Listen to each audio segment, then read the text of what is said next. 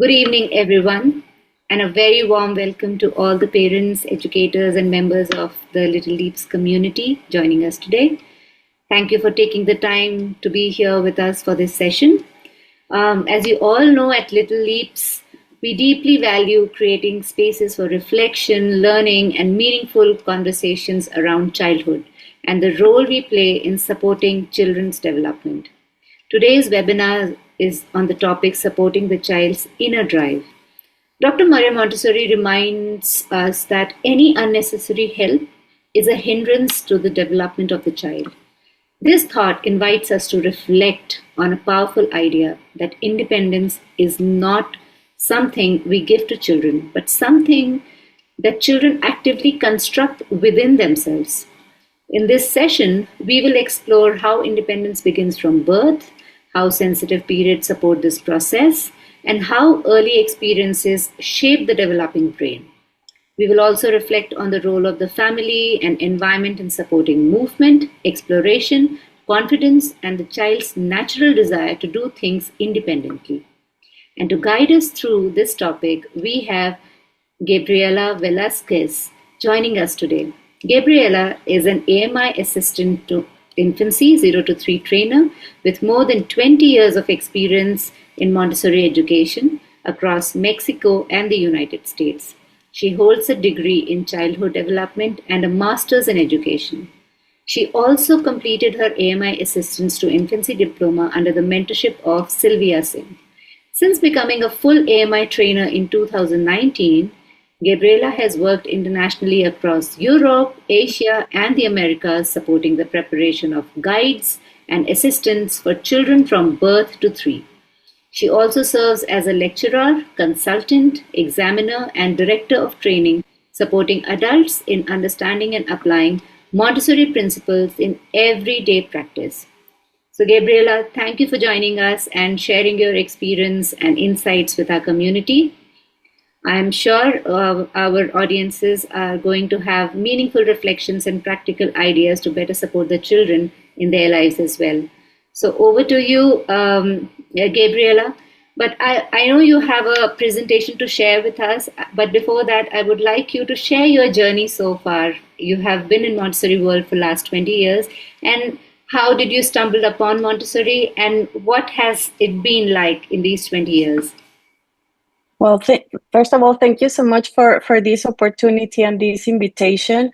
Well, my journey in Montessori started since I was a child. My mom is a Montessori guide, so I never thought how different could be Montessori for other people, because in my house it was always the Montessori way, right? It was our rhythm, the preparation, the understanding. So my journey exactly started as a child. I went to Montessori school until second grade. After that, then I went to traditional school. So I have the best of both worlds, no? And that gave me an opportunity to find different structure or different approach to the same aspects of life. And then years later, I didn't know what to do, which path of career I wanted to take. So my mom invited me to be an assistant in a Casa de Bambini environment. And I was like amazed, but at the same time, I was really afraid to approach to children because they look so concentrated and so busy and so confident that I was like, how should I approach to this child and ask them to get ready to go to lunch? No, so I was observing a lot.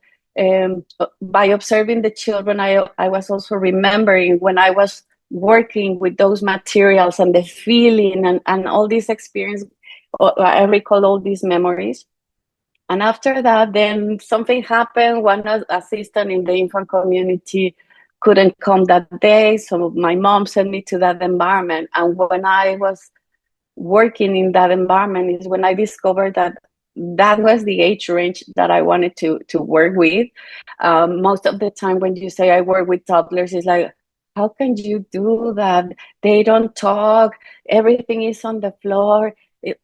But at the same time, I was like, that's exactly what I want to be there. It's like they are so amazing. They grow so fast that if you are not prepared and you don't keep the pace, they will just let you behind, no?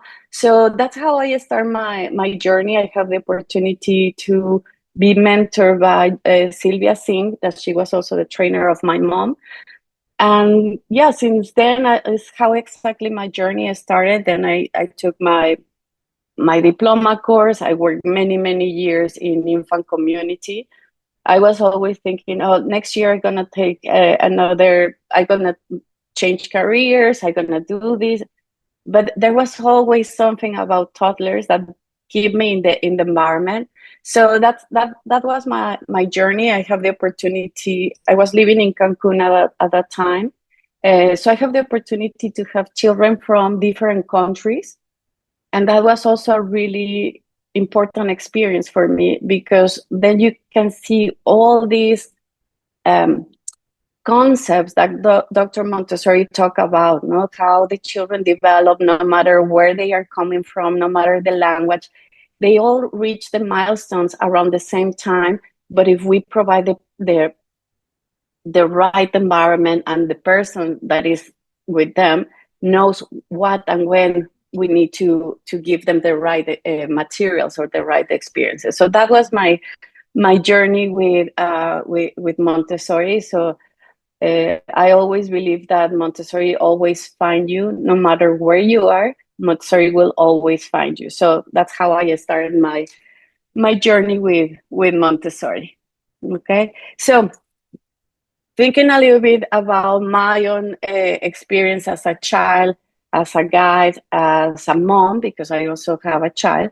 Um, for me, this topic about supporting the child inner drive is so important, especially when we think about children from 0 to 3. If you say I work with toddlers or I have a toddler, most of the time is like, oh, they are messy. Children are always having tantrums. They are always crying. I feel that there's a lot of misconception exactly about what is a toddler, what they need, these children in the first 3 years of life. There's also, I believe, a misconception that independence in these young children means let the child do whatever they want. They are babies, no? Don't say no to the child. Don't set limits. Don't have a structure in your house. Let them do whatever. But that's exactly completely the opposite. So that is why this is one of the topics that it really I really enjoy sharing with parents and educators.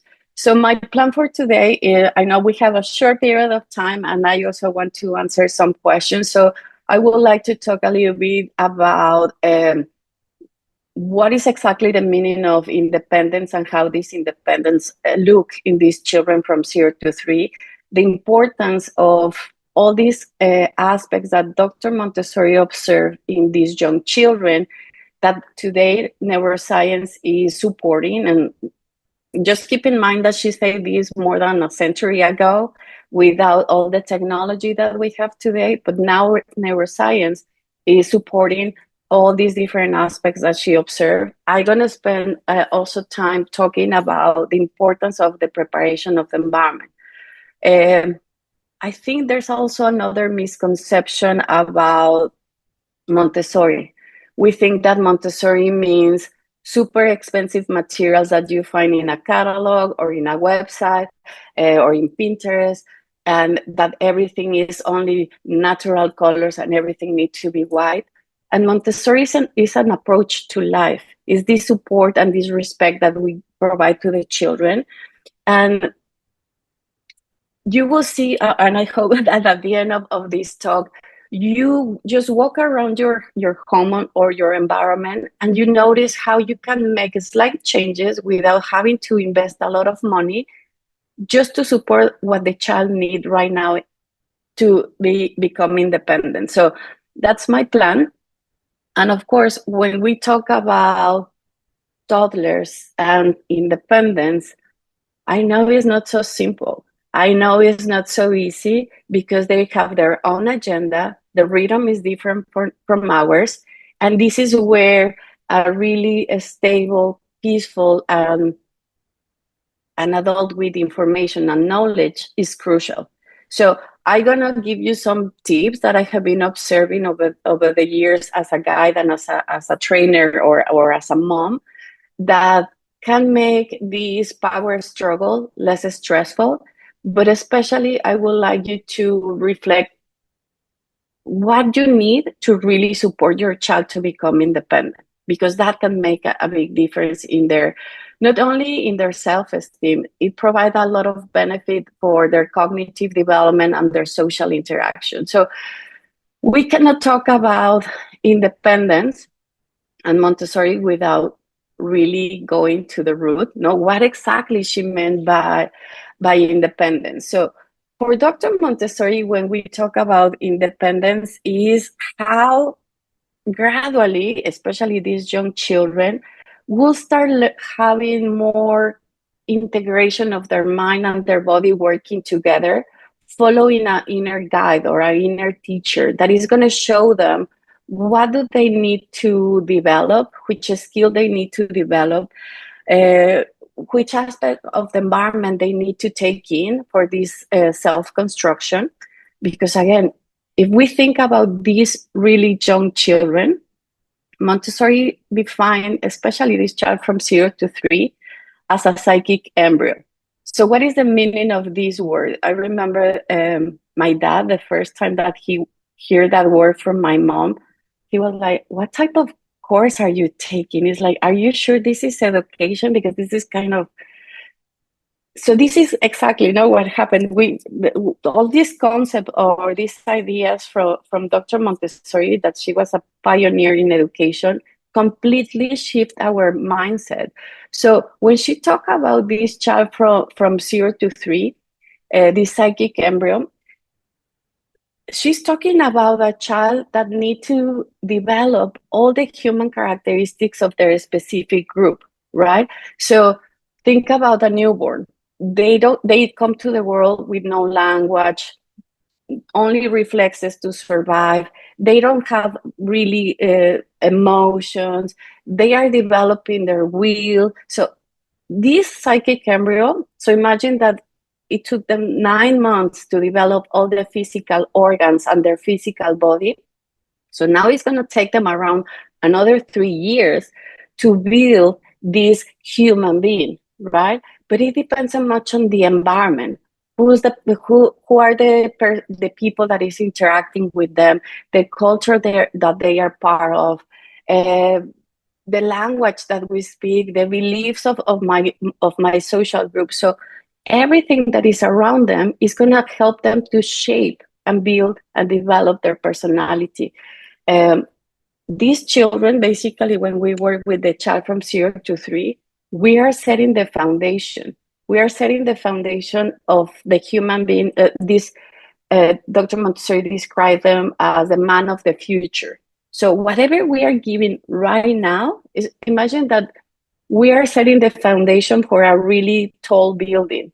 How strong and how healthy is this foundation is going to be crucial to how high and strong and resilient is going to be this building. So whatever we give to them, it matters. All your interactions, all your expressions, all your words, whatever you are doing with them matters. Because these young children have a unique power.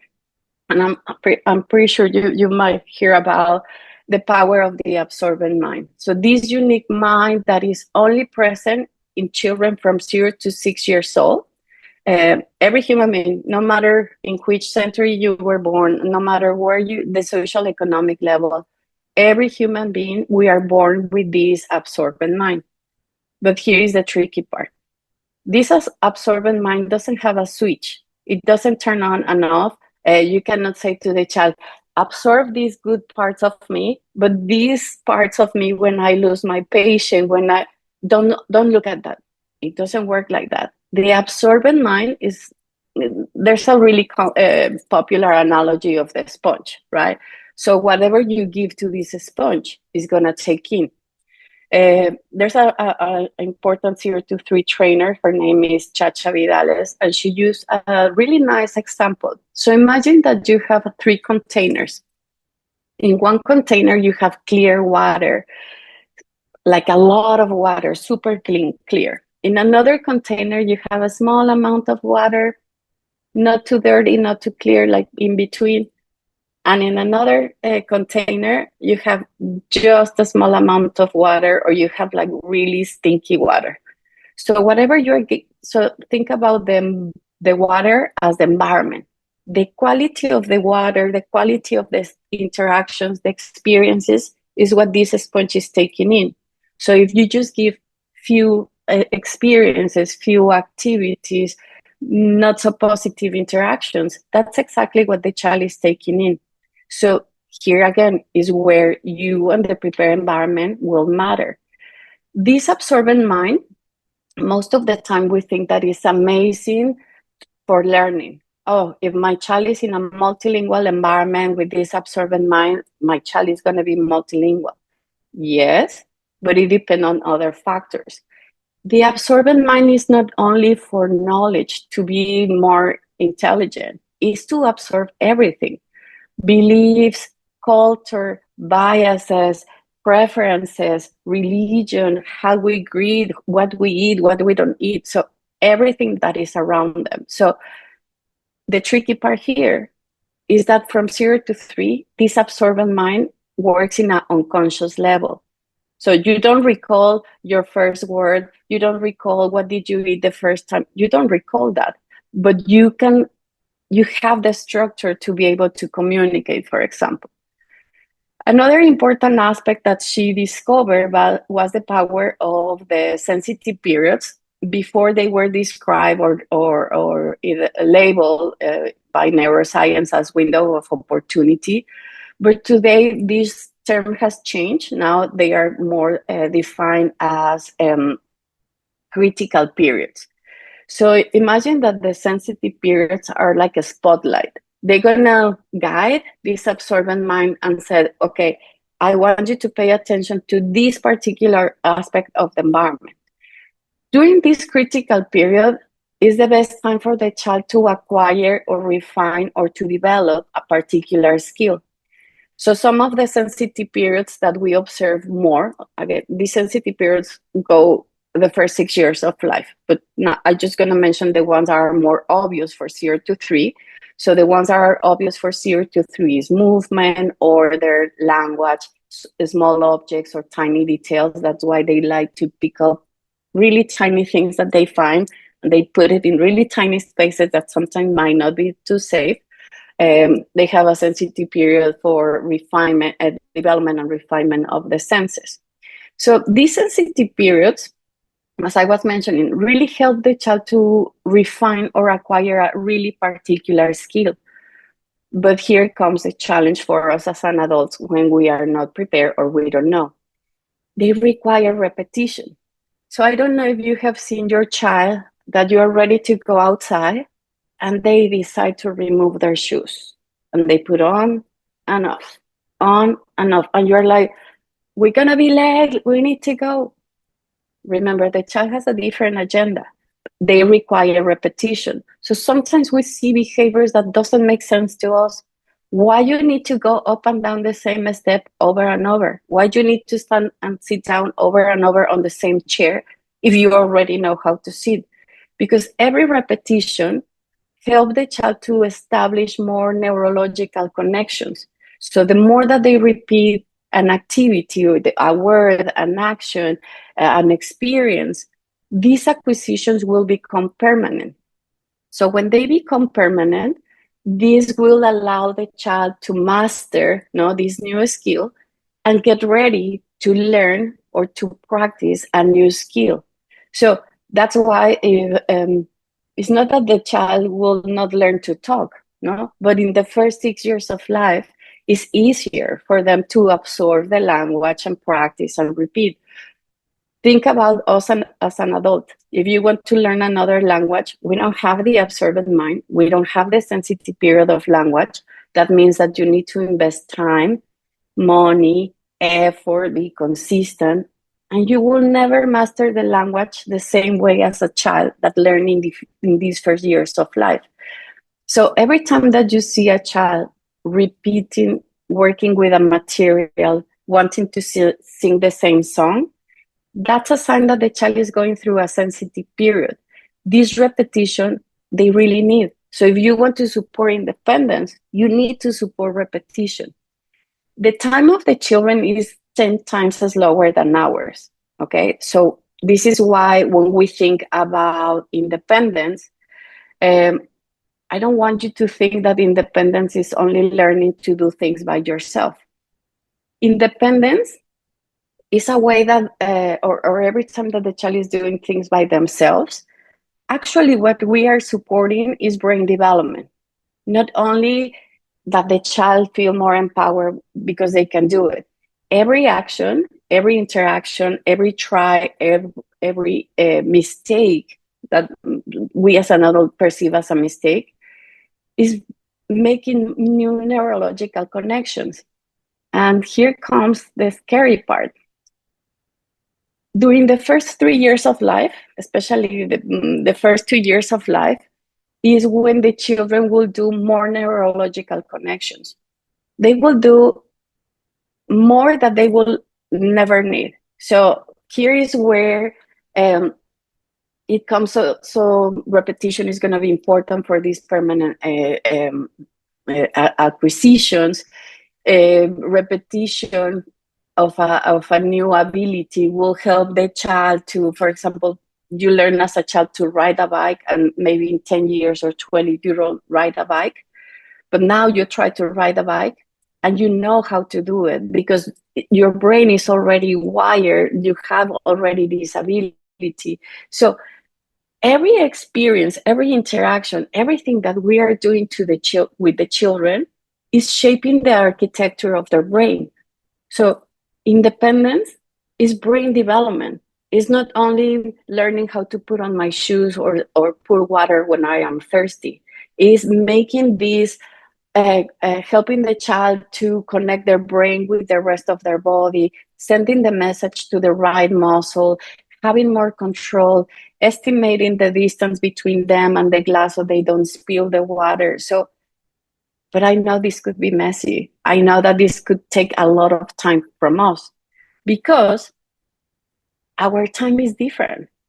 We do the things. So if you want to brush your hair, you don't even need to think about the different sides of your head. You already have this body scheme.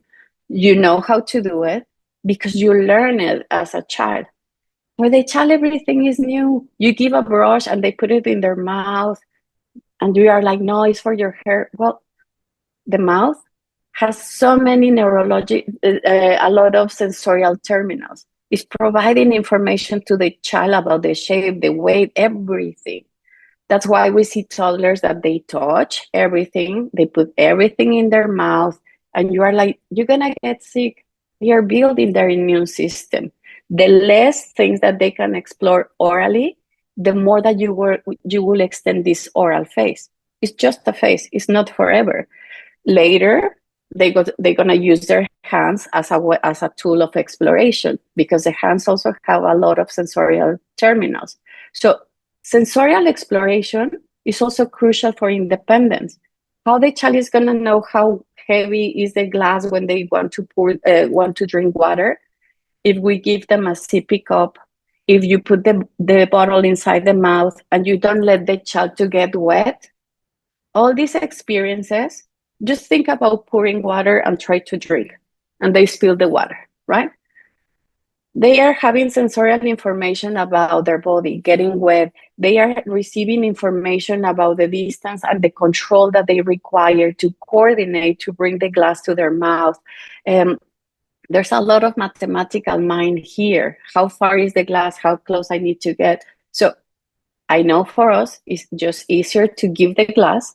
This is what you need to do. And then everything is fast for me as an adult. But if we think about brain development, you're taking learning opportunities from them. So we cannot walk for the children. We cannot talk for the children. They need to do their work. That is the work of the child. It's the self-construction that I'm talking about. And because Dr. Montessori, without the technology that we have today, knew and observed all these needs that the children have, there's a really simple activity or area that we have in our environments that is practical life. How to take care of ourselves, how to take care of the environment, how to have grace and courtesy with the people that is around us, how to move in the space. So all these simple activities that we as an adult, we just practice to be comfortable in our space, to keep the cleanliness in the environment. For the children, it brings other benefits. The most important, they are learning life skills. They are learning how to take care of themselves, how to help in the house. For example, the collaboration of the child in the environment to mop the floor if there's a spill, or water the plants, or feed the dog. Those simple activities, besides helping in the brain architecture, is also helping the child in the sense of belonging. These children still are in the process of adaptation. So every time that I can collaborate with my community, I see the value of my work. So that means that I belong to this community and I want to continue being part of this community, right? So this is where, when we say be, belonging, and becoming an active member, right? So I belong to my community, but I become active, I become responsible.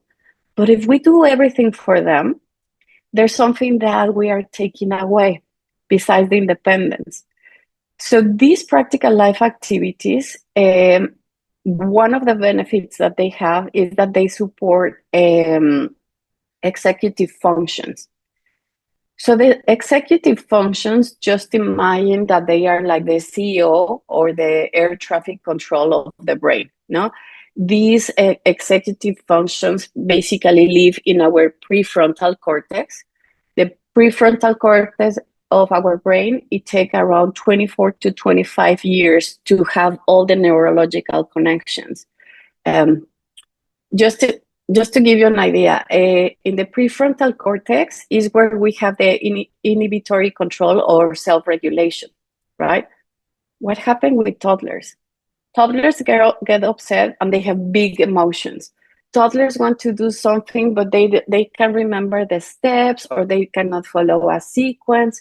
It's because exactly in this prefrontal cortex, where also these executive functions will develop, is not fully mature. It is starting to develop the neurological connections to make it efficient.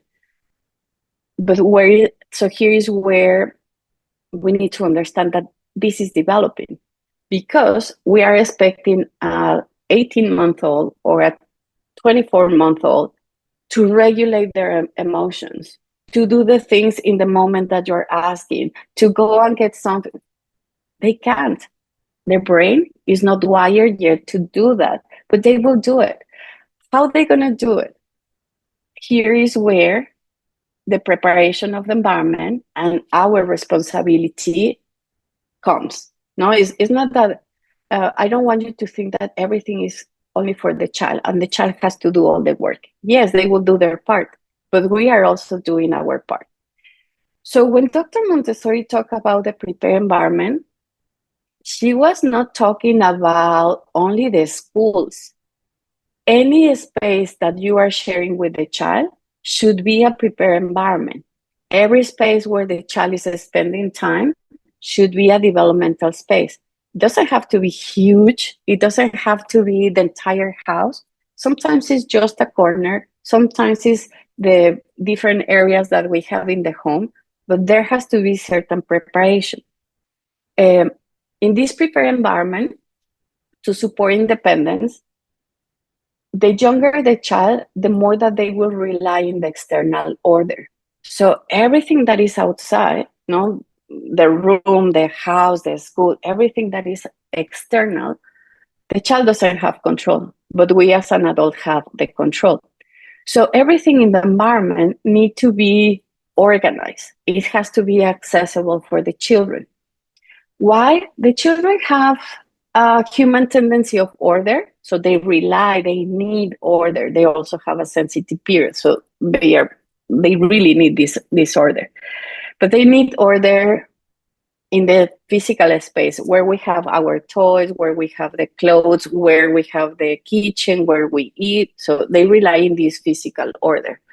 But also, they also will rely in the human order. That means they need consistency in the people that is around them, especially when we talk about schools. There has to be consistency. It's so confusing for them that today at the door, my guide or my teacher is greeting me, but tomorrow is a teacher that I have never seen. And today I have an assistant in the classroom, but tomorrow there's someone from the admin. Or today my mom is picking me up, but tomorrow is my auntie. So for us as an adult, we are fine. We know that everything is under control and who's taking care of the child, and you organize your calendar. But for the child, these slight changes are difficult, especially according to their temperament. There's temperaments that you can adapt easily to changes. There's other temperaments that they need more time. So order in the physical and human environment are important so they can create an internal order. They can predict what is going to happen. Order, support independence. I know where to find my toys. I know where to put the dirty clothes. I know that it's time to sleep. So they need to predict what is going to happen. If we really want to support independence, we need to think about the child, no? Is the environment accessible for the child? Do I have a chair where the child can sit to change their shoes? Can the child reach the sink to wash their hands?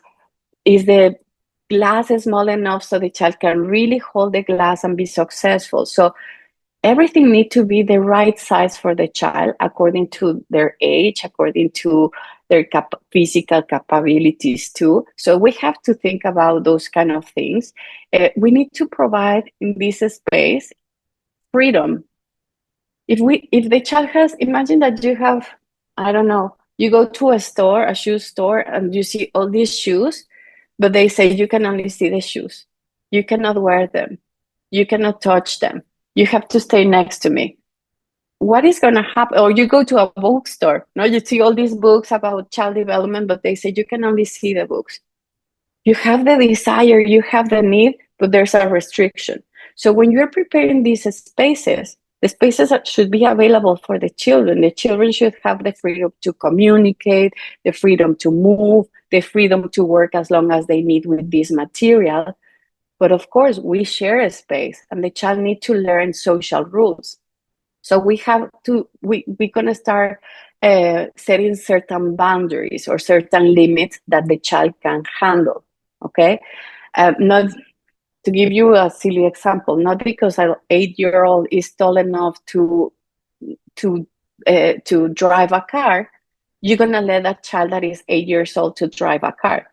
Emotionally, he's not responsible yet. Even though physically he can do it, he's not mature to do that. So the same is going to happen with toddlers. No, we let them do something, but if they are doing something that is harming the material, other children, or even themselves, no, they want to jump from the window. Well, no, they want to run. Okay, but you cannot run in the middle of the street. So I give you the freedom, I give you the space, but there's places where there's certain rules, and this is because of your safety. So we need to think.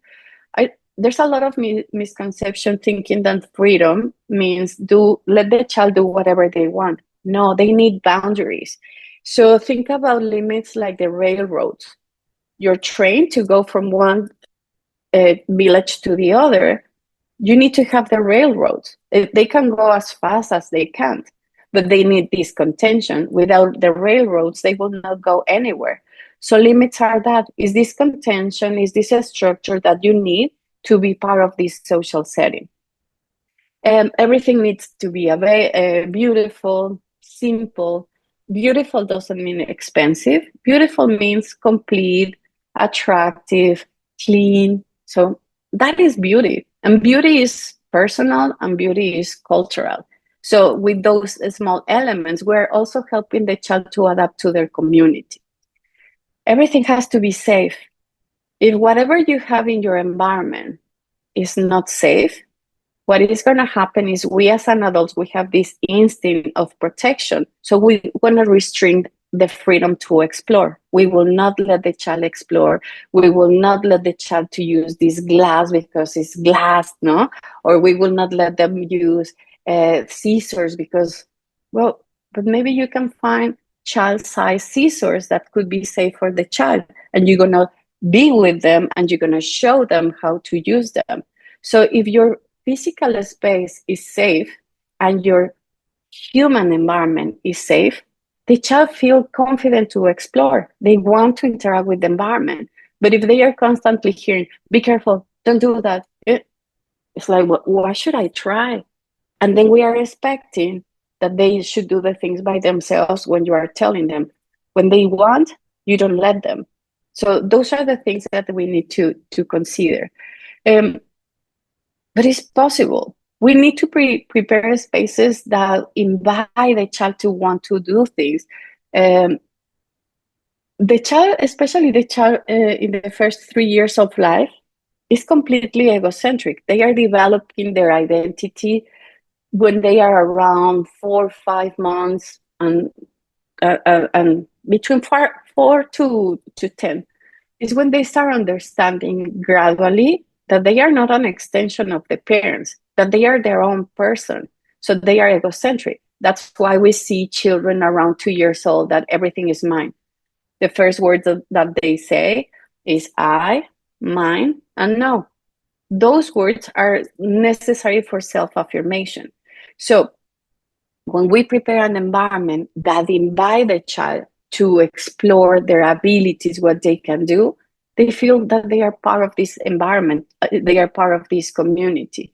So it's really simple how we can prepare these spaces, but we need to have some questions in our mind. Some, like for example, is this accessible? So can the child reach what they need? Can they reach their jacket? Can they reach the soap? Can they reach the towel? Can they reach the clothes that they want to wear? Is this as accessible? Is the furniture or the tools or toys that I am providing to the child are child size or they are too big? Have you seen a child that you take the broom, your adult broom, and what they do right away, they want to take the broom. Instead of fighting with the child, how about if you buy a small broom that they can use? Imitation is part of learning. They want to be like the adult, but we need to give them the right tools. We need to think, does the environment or the place is organized, is clear what we do in this room, is clear where they need to put their shoes, or the environment is messy.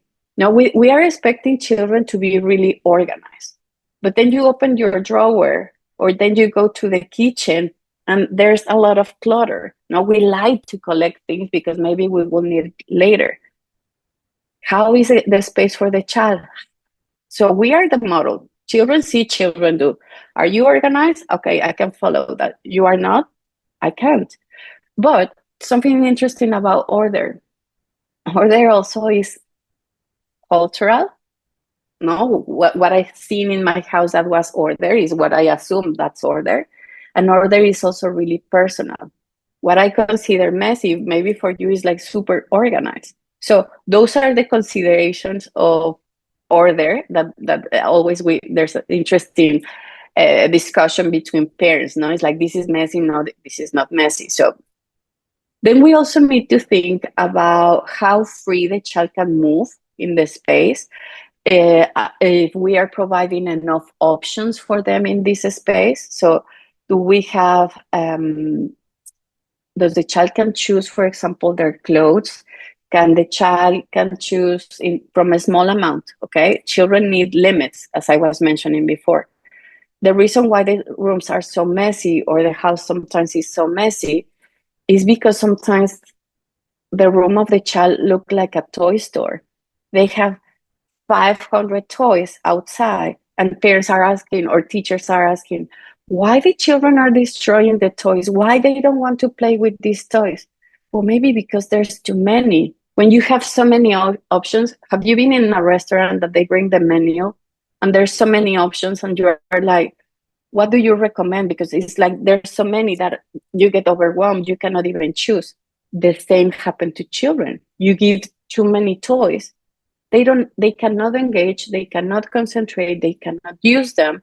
But if you have maybe outside 4 toys, the child will repeat the use of these toys, they will play more with these toys. And then when you notice that they are not using maybe 1 or 2 of these toys, you remove them, you put them in your closet or in your storage and bring something different.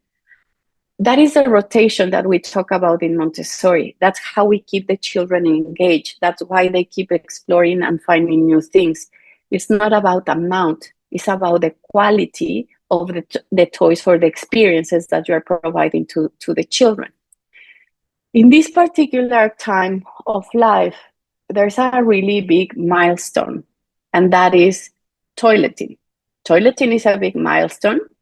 That toileting require, let me go to show you.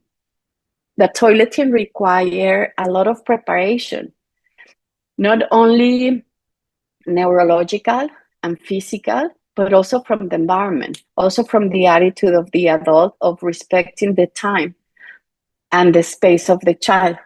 When we delay the process, when the child is showing some signs of interest, when they won't go to sit on the potty chair or they pull their diaper, those are signs that the child is saying, okay, I want to try this. But today, because it's convenient with the disposable diapers and because I don't have time, we are delaying this milestone. And then it's becoming more challenging for children. Toileting is a natural function of the body that is also related with independence. So providing a prepared bathroom, you are supporting independence. But here is where the attitude of the adult, again, is going to be so important. And the same happened with food. Food is a big milestone. Learning first to start eating solid food during weaning process. Learning later how to start preparing some snacks, how to prepare snacks for the community. It's also part of independence, but we need to provide the right tools. This is an example of an activity that we have that is peeling and slicing eggs, that you can have different activities. It could be apples, it could be bananas, it could be strawberries. So whatever is related to the reality of the child, it's just how we set up everything. If you notice, it's a small small dishes, everything is proportionate to the size of the child, it has clear steps, so that helps the child. Or sometimes when they go to the school, know that they need to bring their lunch. Sometimes the lunch boxes are so difficult even for adults to open. So that is like change of giving a basket or a child-sized container is supporting independence. Independence, remember, brain development, but also is building a stronger self-esteem. I can do it. I don't need anyone else. Not in the sense that I don't need you anymore, but in the sense that I have the tools that I need to take care of me. So that makes me proud, right? And you see when they have been trying to do something, how all of a sudden they feel like super happy and they share with everyone that they can jump or that they can dress or these kind of activities. So simple activities as having a sponges or a spray bottle after lunch and they can wipe the table, that they can help you to put the clothes in the washer or to put the clothes in the drawers, to organize their shoes. Simple activities or having a corner where you have cleaning supplies so they can help you to take care of after lunch or after breakfast. Taking care of the environment, they can clean the windows, they can feed the dogs, they can pour water to the plants. So practical life activities really bring a lot of benefits. but they need time. The benefits are not only independence, following a sequence, remembering all the steps, improving their coordination, their equilibrium, even language, because we are providing the name of the activity, the name of the items. So everything counts. It's not that children say, okay, this is only helping me in independence because I can move. No, everything is helping them. My social interaction, how you are moving, how you are talking to me, everything is helping them to create that. And something that I have noticed recently that really support independence and brain development is a routine. I don't know why we start changing the roles, thinking that the children should rule the home and the parents or the teachers should be just the followers. Yes, in some sense, but at the end, the adult is responsible of guiding and caring for these children. So they need a structure, they need a routine. There has to be a time where we wake up, a time where we play, a time where we need to take a bath, a time where we need to sleep, and a time for the parents too. That is part of the structure. Why keeping a clear and consistent routine is crucial for these young children? Because they need order, they need limits, because they need to know what is going to happen next. Oh, if I know that after this session I'm going to go to do this and this and this and that, then you are less stressed. Stress is, believe it or not, our children today, they live in really high levels of stress. Stress is the worst hormone to brain development, is the worst hormone for cognitive development. Children that they are stressed, children that they don't have a structure, children that they cannot rely on adults cannot learn. That's the reality. And this is neuroscience. It's not Montessori saying this, it's neuroscience. Children with a lot of stress, they are constantly in this fight or flight reflex. They cannot connect with the world. They cannot connect with learning. They cannot connect with the material because they are trying to survive. This is when attachment is going to be important. The presence, the reliable presence of the adult. They don't make a distinction. She's the assistant, she's the guy, she's my mom, she's the nanny. They don't make these distinctions. Of course, they know who are their parents, and they are on the top of the pyramid of attachment. But every interaction that they have with all of us, we are making this connection, this early attachment. Attachment is crucial for self-esteem, for feeling safe in the environment. And when I feel safe in the environment, I can connect, I can learn, I can grow.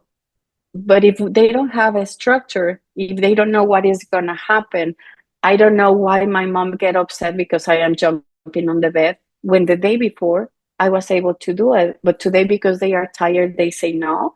Or today, my parents or in the school, they are tired, so they just put the children in front of the screen.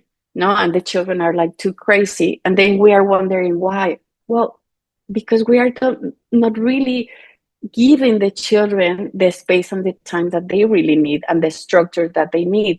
So consistency is even in that. We don't need in front of the screen. We don't have phones on the table. We don't have the tablet on the table when we go to a restaurant.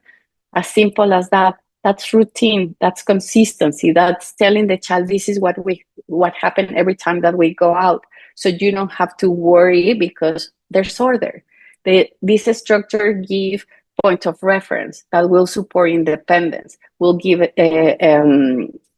will support this inner drive. But especially, I think the most important will help the child to trust. We don't trust in their abilities. We don't trust that they can do things. But the child is expected to trust in the adult just because he's an adult. We also need to work on this aspect. So they rely so much in this routine. And we can have, again, this is something that gradually we are applying more in our environments. Routine is also important for children that struggle with transitions. Not all the children can adjust to transitions. A transition for a child is going from the house to the park. That's a transition. Going from the indoor environment to the outdoor environment. Going from my house to my grandparents' house. That's a transition. Going from one activity to the other. If you make a list, or I would like to invite you later, make a list of all the transitions that your child needs to go through the day. Wake up, go have breakfast, get dressed, put your shoes, go to the car, arrive, say goodbye, change. So all these changes of scenarios are transitions. Think about you when someone changed something in your day, that you already have a plan, that you're going to go out with your friends and you organize your afternoon and everything, and all of a sudden they call and they are like, oops, sorry, I cannot go.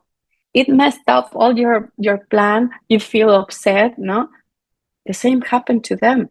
So why we are expecting something that we are not even able to handle as an adult?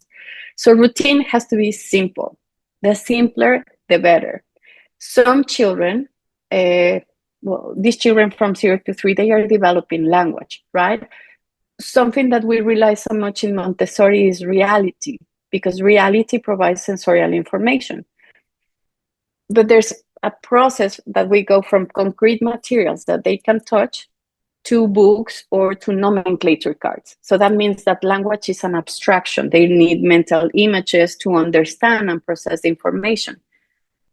Some children might need these charts to understand what you are saying. It's not that they don't want to do it, it's that they don't understand clearly what is the expectation. So sometimes really simple charts, now with ChatGPT and Canvas and all that, you can create really simple charts.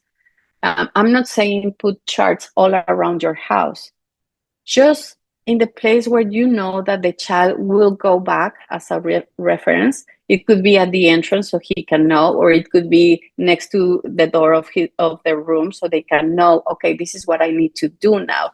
Or you can have 2 in the bathroom, the toilet and the sink. Oh, I need to use the toilet and then I need to wash my hands.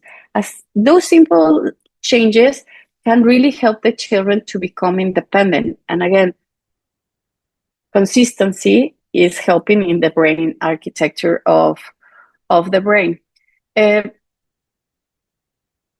some challenges that we always encounter as an adult, right? I think the most important about the challenges is understand that you are not alone. You are not the only one that is feeling this way. There's going to be amazing days, but sometimes there are going to be days that you're like, oh my God, it's only 10:30 and we still have until 1:30, right? So there's the days that would be more challenging than others, because development is like that. Development is not linear. Development is constantly changing. The same way that the seasons change, no?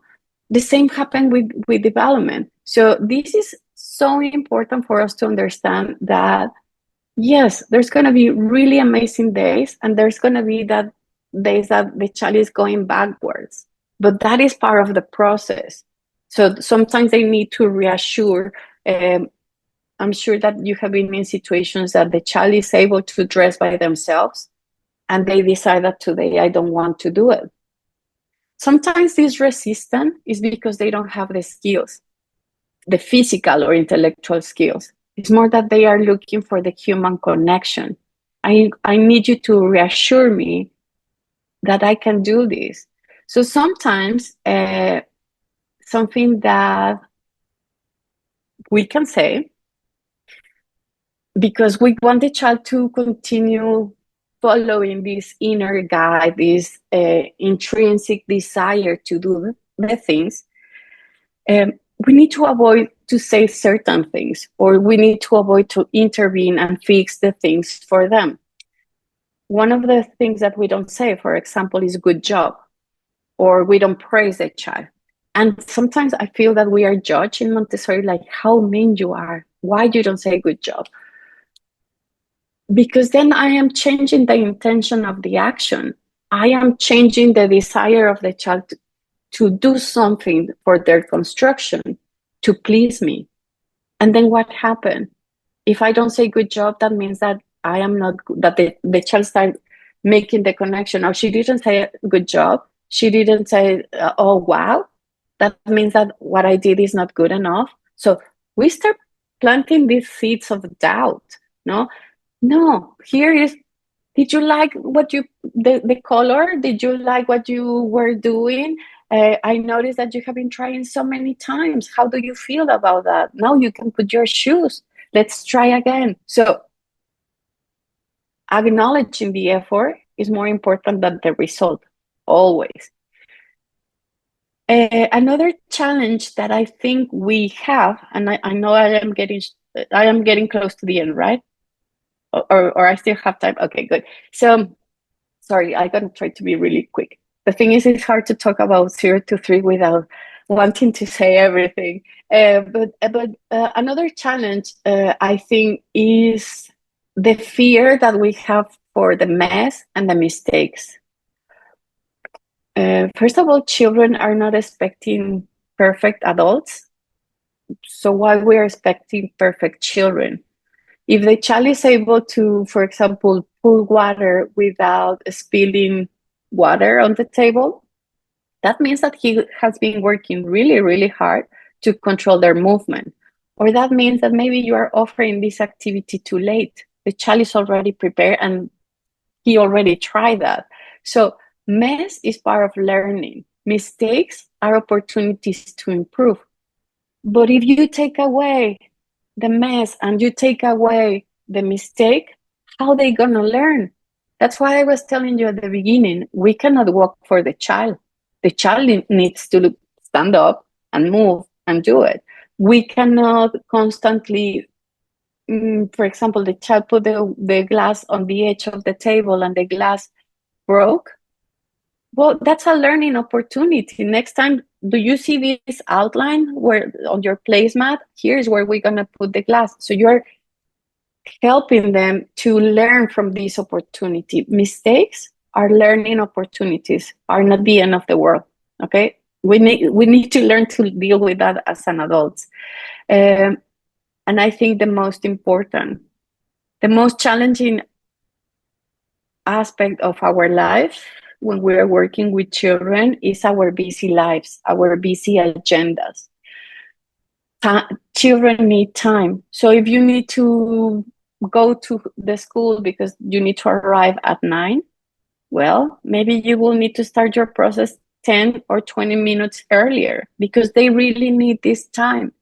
I know it's faster if we dress them, if we feed them, if we buckle them in the car, if we put them. I know it's faster, no, especially when you have 15 children or you have 4 at home. I know it's faster. But what exactly the child is learning? That you don't trust, that he's not capable, and it's not worth it even to try. So why we are wondering when they are teenagers and there's a lot of, I don't want to do it, I don't know. Why we are so surprised that a teenager cannot choose. Why we are surprised that a teenager doesn't want to do anything. When we are setting the foundation exactly to that, no? You take away the opportunity, I'm gonna grow up learning that I should not try. So again, we are working with the man of the future. Whatever we give or take away, we're taking or giving away to that man in the future. Okay? So I would like you to reflect a little bit. What would you need to change, no, for you to be able to support your child or your children? There's a habit that you need to change. For example, slow down. For example, put away your phone or your tablet before you pick up your child at school, or leaving the tablet before we go to a restaurant. We have to reflect also, what is the support that I need from the community? Raising children and working with children is not a simple task. We need a community, and we cannot do it alone. We need to find support from our family, from our friends. We need to find support from the teachers in our school. So you should not be doing this work alone. You can rely on support. Asking for support is better than feeling all the time that you are failing, that you feel lost and overwhelmed. So I want you to reflect a little bit about that. And the last comment, you got this. You just need to trust, follow your instincts, give time. Today it was not a good day, nothing worked. Guess what? Tomorrow is a new day and you have a new opportunity. But it's important that you take away those glasses from the day before when the things were great, and today wear a new pair of glasses so you can see the child the way that they are and not how they were yesterday, because every day is a new opportunity. So again, thank you so much for giving me this opportunity. And now we can, I don't know if you have any question, any comment. I will try to address questions. My expertise is 0 to 3. So I will try to answer questions from this age range. Yeah, before that, thank you, Gabriela, for this wonderful presentation and so many insightful, examples that you gave. I was just making notes of so many. The one thing that I wanted to talk about is what you spoke about children developing the idea of I, my, and no. And this is the age which is often misunderstood. When children especially start saying no, and they are labeled as terrible twos. Okay, so yeah, this is a really common stage from 0 to 3, especially children around 18 to 24 months. They go to what is known as a crisis of self-affirmation. When they say I, there's a consciousness of the self. I understand that I am a person. So there's a self-affirmation here. When I say mine, it's not that I am being selfish. It's more that I am trying to make a sense of everything that is around me, that everything belongs to me, because so far, everything has been for me. My mom, my teachers, everything is for me. So it's part of supporting this self-affirmation crisis. But the word that we are most afraid is when the child is saying no. So that is related to the oppositional crisis. It's a way for the children to understand limits or rules that we have in the environment. It's a way to empower themselves and understand that they can also say, not get too close. No, I have the power to decide yes or no. So it's pretty common. It's important, these words, also for again, for self-affirmation, but especially for the child to understand their role, their place in this world. So it's pretty common to hear those words. Terrible twos, I think, is a misunderstanding about the needs of the children. They are not terrible. They are amazing. Just think about 80% of brain connections happen in these 2 years of life. So they are amazing. They should not be terrible. They are terrible because we are expecting a child that is not there. We are not accepting the child that is in front of me. I want the child that is in this idea of the perfect child that I have. That's your idea. But we have to accept the child that is in front of us. Yes, sometimes we don't like certain behaviors, but we accept the child just the way that they are. The same way that they accept you, the way that you are, they are not expecting you to change. They just love you the same way. So yeah, I think we should, when we don't understand their needs, that's when there's a lot of power struggle and this misconception about the terrible twos. Yeah. Yeah, absolutely.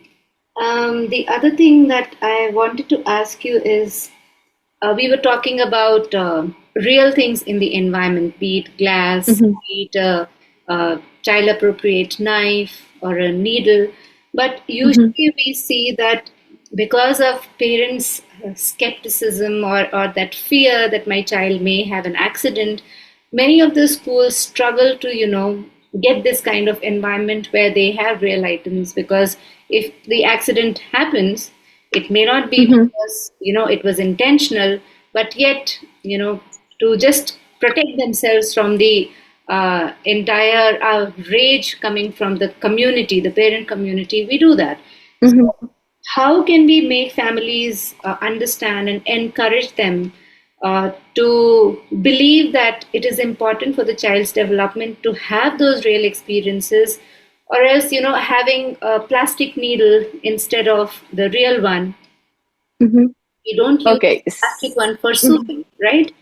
So how Mhm. are they having concrete experience of a needle? Okay, so I think the most important is for parents to know that guides spend long hours in their training, understanding and learning about human development, child development, but especially they spend many hours of observation. They spend many hours practicing and learning how to work with children and how to present these materials. So you need to trust that they are responsible in that sense. They will never put your child in risk because they have a training, they have a preparation, and they have a knowledge, and they know how, when I need to bring this material to the environment, when I should remove this material, also because the children might not be ready for this activity. So you need to, as a parent, we need to learn to trust a little bit in the person that is going to be caring for our child. They have a preparation, they are professionals. So first of all, I will say something like that. The other thing is something that we see the most is, and we see that even in primary and elementary years, um, children that never have experience with real tools like knives, scissors, needles, glass, something that is breakable. Those are the children to tend to have more accidents. Why? Because they don't understand about natural consequences.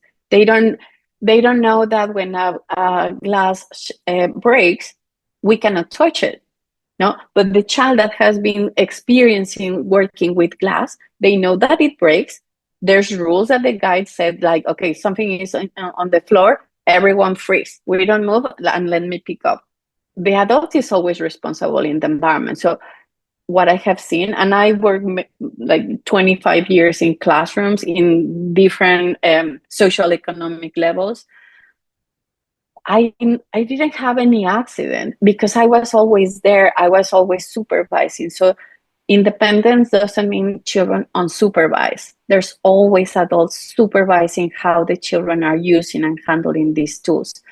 If we take away those materials, we are taking away opportunities of learning how to handle them, how to be careful, how to be responsible, how that's why I was saying that we provide freedom with limits. If I notice that I offer to you the scissors and I am working with you with the scissors and you put the scissors in your mouth, of course I'm gonna remove the scissors and I'm gonna present you another activity until you have the maturity to work with that material, when you can handle this material. But they are supervised, they are not unsupervised. So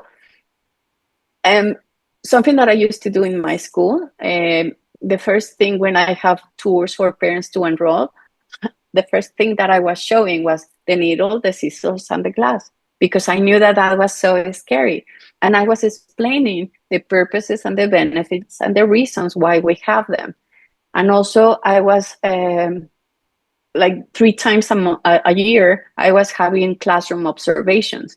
So the parents were able to see how the children are responsible and know how to handle these tools. So it's part of trusting also. Accidents can happen at home or they can happen in the school. Yeah, that's so true. And as you said, in my career also, I have never seen any accidents due to glass or a scissor or a knife Mm-hmm. or a needle. Not just because we are always vigilant, but also because children are pretty careful. Mm-hmm. They are very protective of themselves when they are putting the needle. They know that it is sharp. They know it is tiny. So they are quite careful when they are using it, either to, put the beads through or for the sewing activity, but they are pretty careful as well. And if we are not giving them that opportunity, then they, as you said, they will not learn it later. I mean, learning will be very slow or sometimes not at all. Yes, The that's other right. thing that I wanted to mention is you very rightly mentioned the delay of the milestone toileting.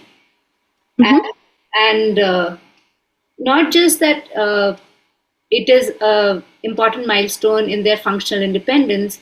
If it is not offered at the right time, don't you think it also leads to low self-esteem, because it is something which is very personal for a person, right? And if they do not learn it at the right age, it also makes them feel that I'm not capable enough to take care of my own bodily needs, isn't it?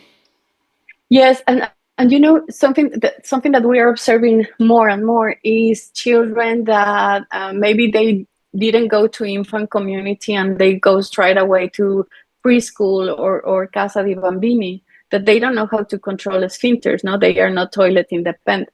So when they see around them all these children that they are around their same age, but they cannot do it, there's unconsciously there's a sense of shame. There's a sense of, as you mentioned, not being capable. So that has also a huge impact in their self-esteem. And I think the worst part, it has a huge impact in their social interaction. Those children will not want to go outside because they were running and they just pee and then they feel ashamed, or other children are pointing that, oh, you just pee, not because they are mean, it's just because you have to go to change, right? So it's not only their independence, it's not only the self-esteem, is this delay in social interactions, that especially later, social interaction is so important for emotional development. So everything is connected. You take away one opportunity and it's like a domino effect. You're going to affect the other areas of development. Yeah, it's so important. Yes. And one last thing that I would like to talk about is I see that especially new parents, Mm-hmm. they're in a lot of rush when it comes to seeing the learning curve in the child. So, for Mm-hmm. example, if the child goes to a school and learns a rhyme, and Mm-hmm. comes at home and wants to sing, Mm-hmm. now the parents don't know the song. So they want to find the song and start, singing with the child and forcing the child to, learn it as per their expectation, and not really let them internalize and then, Mm-hmm. try to produce it on their own pace. um, what would you say to the parents who are always, and I'm just giving you one example, there are many other examples as well. Yeah. Child is doing one task, the parent wants the child to do the entire task on their own, and based on their personal pace and not really at the child's pace. If the child is working with the material, you very rightly mentioned that, especially in a 0 to 3 age group, if the child is working with the material, the child can work with the material for as long as they need to or as long as they want to. But that want also sometimes becomes confusing for educators as well as families, as to, oh my God, they are wasting a lot of time in this work and they should be taken away. So how to, make families or educators understand this? Okay, so first of all, we need to understand that this is not my words; those are Dr. Montessori words. We have to work with the child that is in front of you. That means the way that it is, how is working. Uh, Development is, for example, like reading a book. Every person, every child has a different rhythm. You can find people that can read 500 pages book in one afternoon, or you can find people that might take 2 months to read the same book. We all have different rhythms for learning. We all have different rhythms to processing information. We have different skills. There's children that are more physical active and other children that they are more verbal. So I think the most important is to, when there's pressure, there's no learning. What is happening there is this feeling of disappointing parents, that we are working with the unconscious mind. Okay, so the child is not aware that they are disappointing the parents, but the feeling is there. And I'm gonna grow up with this feeling of always not being good enough and always disappointing adults, right? So what is gonna happen? I don't want to try anymore. I think there has to be a lot of communication and parent education. This is the responsibility of the community, of the schools, of explaining what happened during language development. It's a whole process, right? It take basically 12 months for the child to say the first intentional word. But that doesn't mean that they don't understand. The receptive language for a year has been huge. It's like when you know few words of another language, you understand what they are saying, but you cannot communicate because you have few words, right? So the same happened to the children. So I think what is more important is we need to leave aside these expectations. Why there's a rush of children to do things that are not ready? They're gonna reach the goal, but the more pressure that we add, the more stress that is in the brain, the less that they can really learn. So less pressure, more dopamine, I am more relaxed, then I can learn, then I can remember. But you put pressure, you put the child on the spot, there's no way to recall. There's no way to wanting to do things. So I think we need to slow down. Again, the time of the children is different from the time of the adult. The rhythm is 10 times slower. So when you're asking one question to a 18-month-old or a 3-year-old, you are asking the question, they are processing the information, they are deciding what they want to say, but before they say something, you are asking already 5 questions. So they are like, wait, what was the first one? So we need to give them time. Children will develop, but they will not develop with pressure. They will not develop when we compare. They will not develop when we go and have these struggles between the school and the home. We need to work together for the benefit of the child. So I think we need more education. Who is this child?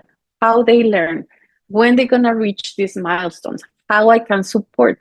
Because it's about support. It's not about what the child knows. It's how I can support, how we can make it better, how we can make it easier for them. So I think it's more what we need rather than the pressure. Yes, that's very true. You mentioned an example of another trainer about 3 containers, explaining the concept of the child's mind, which is like that of a sponge. Could you explain that a little bit more? Because Okay. I was not Yeah. So the example to understand the power of the absorbent mind and the importance of the prepared environment, usually we use the analogy, a popular analogy of the mind, this absorbent mind being like a sponge, right?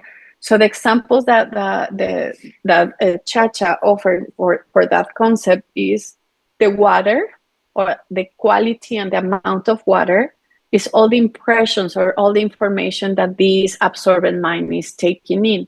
So if we give a lot of stimuli, but purposeful activities, meaningful connections, so all these good experiences, the child is absorbing.